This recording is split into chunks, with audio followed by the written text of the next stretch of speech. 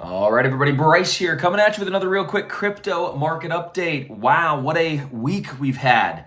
I hope everybody survived the liquidation that we saw on Friday, October 10th, or was that the 11th, somewhere around there.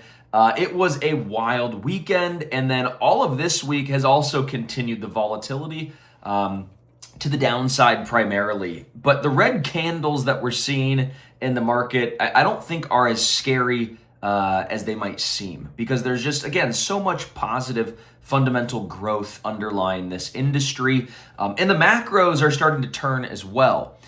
So where are we? What kind of happened? Just as a quick update, there was a big escalation in the China-U.S. trade war. There were some tweets fired around. There was some export controls fired around. There were some tariffs fired around. And long story short, none of the markets liked it, okay? Everything puked. In crypto particularly, there was a lot of leverage, right? On these offshore exchanges primarily, where they offer up to 125 times leverage, which I would never, ever endorse. And primarily they provide cross-margined accounts. So one leveraged position is collateralizing another leveraged position. And when things went haywire on sort of that black swan rapid escalation between the two most powerful economies in the world, the markets just went risk off. Market makers pulled their liquidity to some extent. We saw markets go no bid. There was almost no offer too. There was just no liquidity on either side of the books, and it was a really, really rare event. And I never seen really anything like it, to be honest. It was $20 billion of value that was liquidated in like 1 hour, pretty much. Over the course of the day, it was 20 billion, but most of that happened in a 1 hour period. And so this was very, frightening for a lot of people. It caught a lot of people off sides. But again, if you weren't using leverage, if you were kind of chilling in spot, you're probably doing quite all right still. Maybe down just a touch. But again, I think the worst is kind of behind us though, okay? So while we might go back down to test the bottom of that wick, right, the bottom of the candle, where we saw the liquidation end, we might go back down to fill that, which could bring prices back down in Bitcoin to around $100,000. Wouldn't be surprised to see Ethereum potentially touch as low as $3,300. But I think that these would be incredible buying opportunities.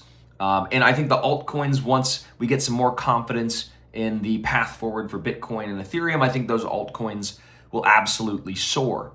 There's some interesting things kind of going on underneath the surface as well. Jay Powell, by the way, the Federal Reserve Chairman, came out and said that they're going to be looking to potentially end their quantitative tightening program, which would imply they will be selling a lot less into the market. Because as you know, they're running off their balance sheet. They're taking liquidity out of the market. And so if they truly do end quantitative tightening, that will be a very positive liquidity shift. And crypto assets, which are ultra sensitive to liquidity, should benefit. And as you know, the president's trying to, in a sense, pack the Fed as well with folks that are more like-minded with his idea of lowering the interest rates and unlocking some of the equity value that's tied up in these homes. And so if we could lower interest rates, or if the Federal Reserve, we would see a lot more, positivity in the markets. But I think things are still a little landlocked, even though we did have that one rate cut.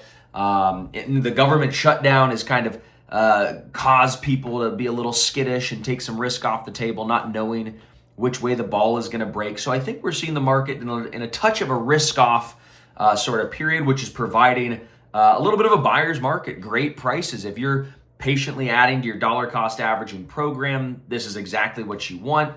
But you do want to see Bitcoin hold above that $100,000 price point. You do want to see Ethereum hold that sort of key support zone around 3,300, 3,400, right around there. If you lose these levels, we could see Bitcoin trade back to the low 90s, where there was a key volume point of control around 92, 93,000, which would, to be honest, be an absolute steal if you could get it. Could see, Ethereum go back down to that 200-day average, which it's still trading above. Interestingly, Bitcoin's trading below its 200-day average, and we've seen periods like this in the past where it trades below for about a month or two before setting a bottom and moving to the new highs. And so I'm still ultra optimistic, especially as the SEC has just issued these generic listing standards for altcoin ETFs. There's hundreds of these that are in the hopper, waiting for the government to kind of open back up before they could start getting listed. As you know, SEC is part of the government, so when the government's not paying salaries and all that kind of stuff, the federal workers aren't able to get these things processed and listed. So once that opens back up, I think the floodgates will open back up, specifically into crypto. We've got an incredible amount of interest that I'm seeing from the fund flow side. You know, the Ethereum and the Bitcoin ETFs are still taking in massive amounts of inflows. Bitcoin's had like 10 positive weeks of inflows into their products, into the ETF products on net. So this is a positive sign that despite these choppy prices, institutions are still interested, still growing. I saw a life insurance company named Meanwhile, which is kind of a cool name for a company. Meanwhile, and so they were adding upwards of around 100 to $80 billion or something of crypto to their balance sheet. Sorry, I said billion. I believe that was a million. And so again, this is large life insurance companies that are adding crypto to their balance sheet, issuing products that are linked to crypto in some way, shape, or form. And when insurance companies are starting to say, hey, crypto's good enough for us, I think it's going to be good enough for everyone over the long term. And again, there's a lot of exciting stuff happening. I saw Florida just this week as well is voting on a bill to allow their state funds to be invested in crypto up to about 10%. I don't think they'd get to 10% anytime soon. That would be the maximum threshold if this bill passes. But there's just so much positive stuff going on underneath the surface. So despite this volatility, which again, crypto's kind of been in this low volatility regime for the past few months, and it's just now kicked up. And so volatility cuts both directions. We're going to see some big red days, but those big green days typically happen after the really big red days, right? So we just have to endure the volatility. We have to stay focused on the long term.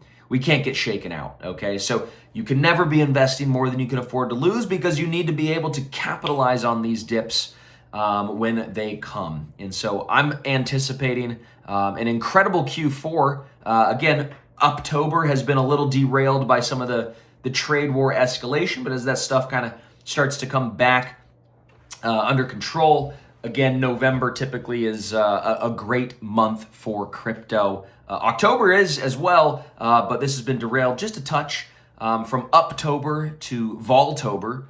So we're going to see how this all shakes out, but I'm still ultra positive for the remainder of the year. I think that $100,000 price point on Bitcoin is going to be holding up as support. So it's going to be a good buyer's market here for crypto. Anyhow, that's your crypto market update. I hope you enjoyed, and we'll see you guys on the other side. Also, real quick, if you don't already have a subscription to a service where you could get actionable insights, technical analysis, fundamental analysis, newsletters, videos, all that good stuff and more on how to be sort of the best that you can be when it comes to making the most that you can in crypto. If you don't have a service like that, but you want something like that, I've got a great offer for you, because for $1, I'll give you a 1-week trial to Crypt Nation, where my team of analysts and I will help walk you through what we view as the best opportunities in this market. Again, $1, 1-week trial. Hit that button below, and we'll see you inside.